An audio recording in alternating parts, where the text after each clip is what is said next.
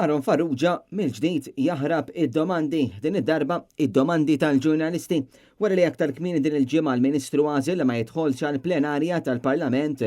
Farrugia ma attendix għal briefing li ngħata lill-ġurnalisti dwar il-proġett tal-mini taħdejn l-ajruport. Dwar il-nuqqas ta' preżenza tal-Ministru Farrugia saqsejna l-Kap Eżekuttiv ta' Infrastructure Malta Ivan Falzon il qalinna l-ġimgħa filgħodu il-Ministru kien f'attività oħra. Ma nafx tista' stajgli illum għal il-Ministru Aron Farrugia ma kienx hawnhekk fostna.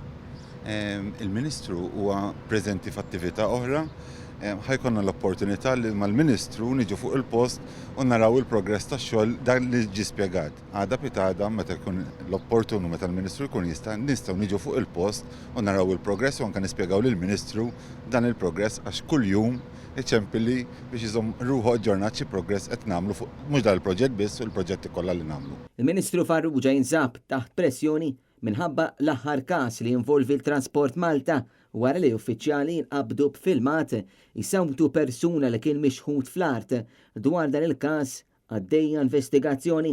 Intant, it-tnej li ġej mid-9 ta' filgħodu se jitlu fis-seħħ arranġamenti ta' traffiku brabta mal-proġett tal-mini biswit l-ajruport.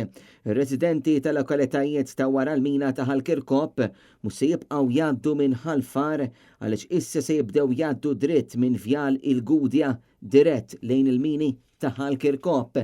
Intqal is-sewwieqa li se jmorru lejn l-ajruport Ħalfar u Birżebbuġa se jibdew jiġu minn dawret il-Gudja u se jmorru lejn Ħalluqa. Hemm is-sewwieqa se jagħmlu U-turn u jgħaddu mill-underpass li sar li huwa parti minn dan il-proġett. Sissa se tintuża karreġjata waħda kif jonqos 20% ta' dan il-proġett. Mit-tnejn dawk ħerġin mill-ajruport jew li ġejjin mill-inħawi ta' Birġebbuġa direzzjoni lejn Ħalluqa se jgħaddu minn triq l-ewwel titjira lejn il-mini ta' Ħalkirkop, iduru mar roundabout u jerġgħu jgħaddu mill-mini ta' Ħalkirkop biex imorru lejn Vjal l-Avjazzjoni.